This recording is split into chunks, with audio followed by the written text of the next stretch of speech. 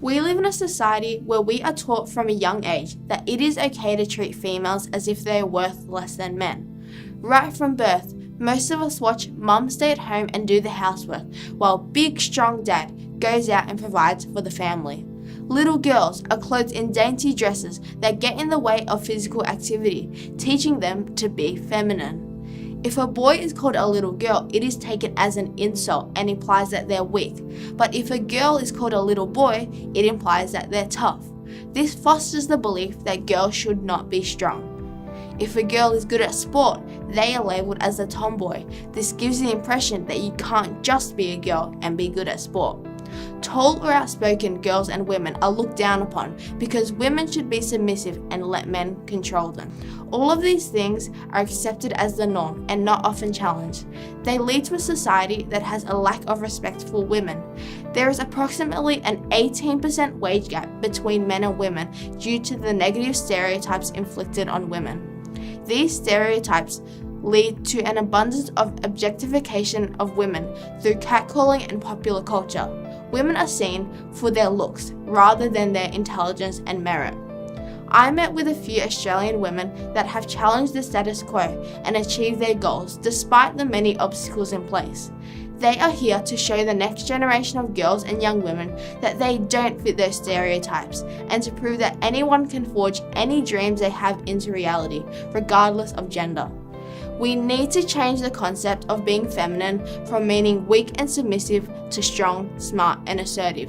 Every girl should be able to proudly describe themselves as feminine in a way that means that they are a person that can achieve absolutely anything.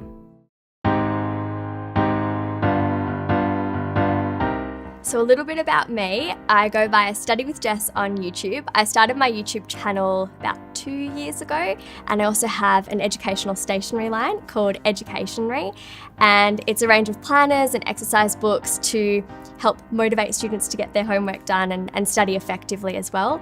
And I also recently released my study skills book, The High School Survival Guide.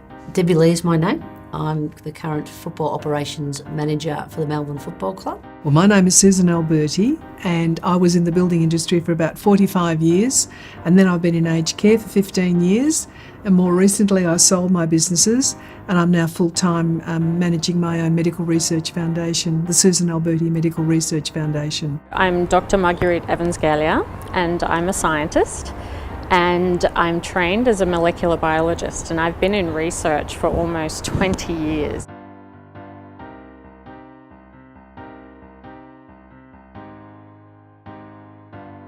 My career path I didn't decide, but at about the age of 6 I know that I wanted to get into business. I grew up in a pretty tough environment and we didn't have much at home, and I thought, well, I'm sure I can perhaps do a bit better. I was 24 when I decided I wanted to pursue a career on YouTube and also be an entrepreneur and start my own stationery line.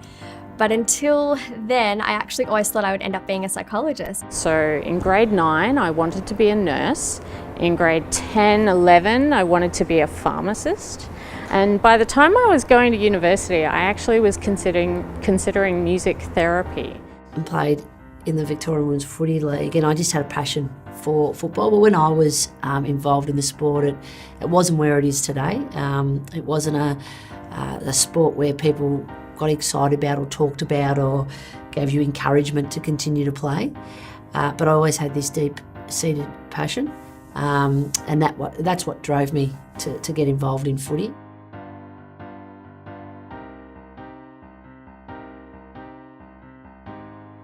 I think the person that really inspired me more than anyone was my father. He was strict, but he encouraged me to pursue my dreams and also especially sport too, to participate in sport, in team-based sport. My mum was incredibly inspiring. The reason for that was that she didn't get to finish her education. She only went to grade 9.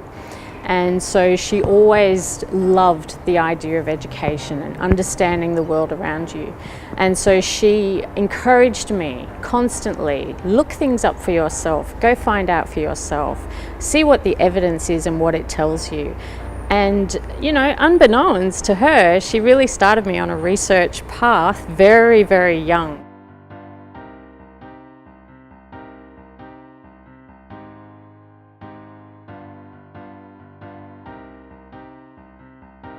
I was in the building industry for 45 years and there was no tougher industry than the building industry. I was the only woman, female builder at the time, registered here in Victoria. So I grew calluses from a very early age. I was in year 12 and I wouldn't tell anyone that I played footy because of what the community thought of that and the environment that I was growing up in terms of how people saw women playing footy. You know, we established a team in the 1993 over in Sunshine out in the west, and that was a battle. That was a battle, and just the comments and the way we were treated as a bit of a joke and a bit of, a bit of a side-on, bolted onto a club. You know, we weren't really embraced, we weren't respected. It was a bit of a kick and giggle. From a very young age, girls are taught they're pretty, right? It's all about their looks and how they present themselves. While boys are smart. So the message is boys are smart, girls are pretty. And so girls as young as 6 think they're not eligible or smart enough to pursue activities that are deemed for leaders. And that to me is just astonishing. I know my mother, when she was pregnant and working in the same building as my father, she was asked to leave because she was pregnant and could no longer work.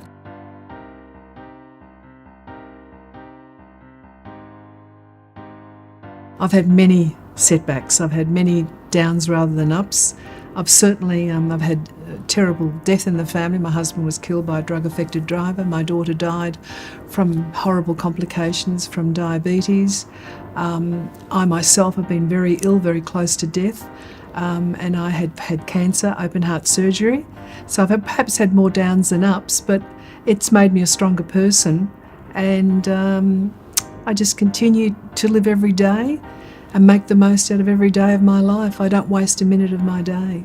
I think for me, my major setbacks were more to do with my own self-doubt. I feel like sometimes we can be our own worst enemies, and in those times it's important just to reconnect, think about what's most important to us, and if we're working in line with our passion, then it's for a good cause. I recall when I was a playing president, I went to one of these AFL Vic meetings, and it was with all the general managers of the VFL teams, and not one person actually came and spoke to me in terms of, hi, how are you, or anything like that. And what I found is I didn't have any currency. So women's footy didn't have any currency. And what I've seen now is a massive shift, that in the last couple of years, what we've seen the AFLW competition, what that's been able to bring about, which is absolutely fantastic. Women's footy has currency, and I've been able to see how people react. And it's very different how people react about women's football now as opposed to in the early 90s, even early 2000s.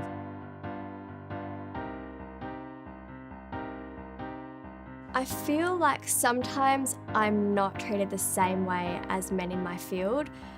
Just one example would be the term, I feel like we're all hearing it going across social media at the moment, but it's called girl boss.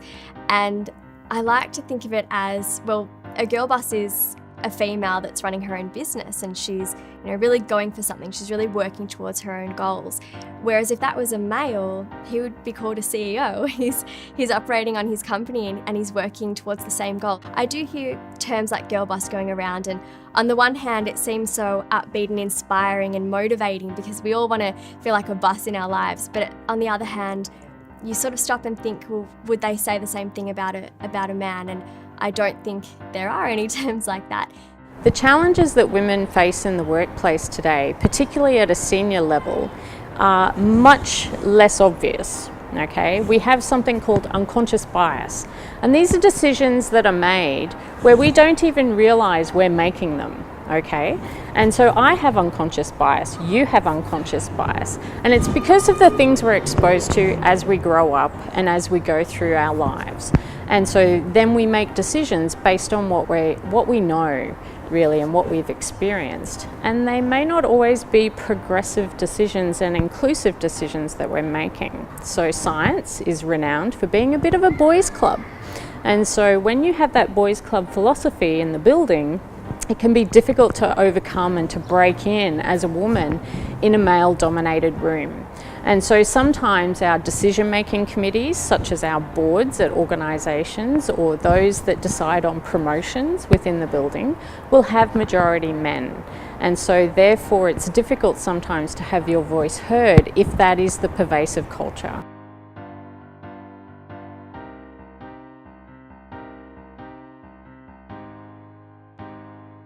I think the most important skill for a female or anyone in general to have in order for them to really be successful is, I wouldn't even say skill, I would say a trait, and it's passion.